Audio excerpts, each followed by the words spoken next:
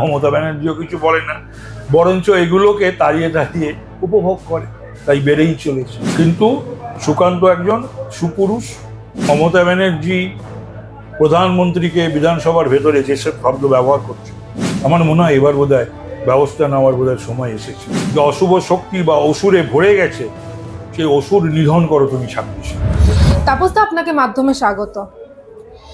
দাদা, কল্যাণ বন্দ্যোপাধ্যায় দীর্ঘদিনের সাংসদ, তিনি আরেকজন সাংসদ সুকান্ত মজুমদার, তাকে নিয়ে যে ধরনের মন্তব্য করলেন, কি বলবেন? তিনি বলছেন যে অসুরের মতো দেখতে সুকান্ত মজুমদারকে। আমার মনে হয় কল্যাণের বোধহয় একটা কিছু হয়েছে, তা না হলে ও যে ধরনের আচরণ ইদানিংকালে করছে, যে সমস্ত কথাবার্তা বা শব্দ ব্যবহার করছে নিজের দলেরও সাংসদ, মন্ত্রী, এমএলএদের বিরুদ্ধে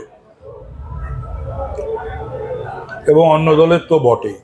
ওর ভাবা উচিত যে ডক্টর সুকান্ত মজুমদার একজন অধ্যাপক, দুবারের সাংসদ, কেন্দ্রের মন্ত্রী, যেটা এখনো হতে পারেনি বা ওকে এর পূর্বে মমতা ব্যানার্জি করার সুযোগ থাকলেও করেনি। কিন্তু এই সমস্ত ভাষা, শব্দ সাধারণ বাংলার যে সংস্কৃতি, তার সঙ্গে কোনো এর মিল নেই। রাজনৈতিক সংস্কৃতি, তার সঙ্গে কোনো মিল নেই। এসব ক্ষেত্রে এদের তরফ থেকেও কোনো শৃঙ্খলিত করার চেষ্টা করা হয় না। মমতা ব্যানার্জিও কিছু বলে না, বরঞ্চ এগুলোকে তাড়িয়ে তাড়িয়ে উপভোগ করে, তাই বেড়েই চলেছে। তিনি আরো বলেন যে অসুরের মুখের সঙ্গে ভালো মানাবে সুকান্তকে। সুকান্তকে তো দেখতে সুন্দর, সুদর্শন। সুকান্তর মুখের মধ্যে ক্রোধবশত, আক্রোশবশত, রাগে বা রাজনৈতিক প্রতিহিংসায় অসুরের মুখ দেখতে পারে বটে, কিন্তু সুকান্ত একজন সুপুরুষ, সুন্দর দেখতে, মুখশ্রিত, নিশ্চয়ই অসুরের মতো নয়। অন্যদিকে দিলাম কেন্দ্রীয় স্বরাষ্ট্রমন্ত্রী কে তিনি আরো বলেছেন যে গুজরাটের গুন্ডা। আমি জানি না যে এর পরেও যদি কোনো ব্যবস্থা নেওয়ার কোনো সুযোগ থাকে ল অফ দ্য ল্যান্ড অনুযায়ী, তাহলে মমতা ব্যানার্জি প্রধানমন্ত্রীকে বিধানসভার ভেতরে যেসব শব্দ ব্যবহার করছে, বিধানসভার বাইরে অমিত শাহর বিরুদ্ধে যেসব শব্দ ব্যবহার করছে, এবং কল্যাণ বা অন্যান্যরা, আমার মনে হয় এবার বোধহয় ব্যবস্থা নেওয়ার বোধহয় সময় এসেছে। তিনি বলছেন যে এখন তাই কেন্দ্রীয় স্বরাষ্ট্রমন্ত্রী হয়ে দেশে গুন্ডারাজ চালাচ্ছে। বাংলায় বসে বলছো? বাংলায় কি চলছে কল্যাণ? বাংলায় যা চলছে, বুকে হাত দিয়ে ও যদি বলে, বা নিশ্চয় সেটাকে আমার মনে হয় না প্রকাশ্যে বলতে পারবে না, কিন্তু বাংলায় যা চলছে, বাংলার সর্বত্র, সেটা কি রাজ চলছে? দুষ্কৃতি রাজ, দুর্নীতি রাজ, পুলিশি রাজ। এই ত্রহ স্পর্শে বাংলার জীবন, বাঙালির জীবন ছটফট করছে।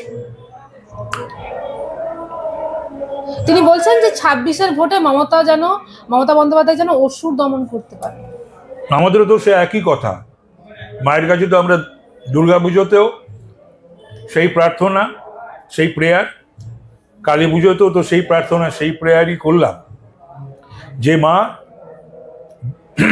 তুমি দুষ্টের দমন, শিষ্টের পালন করো, অসুর বিনাশিনী।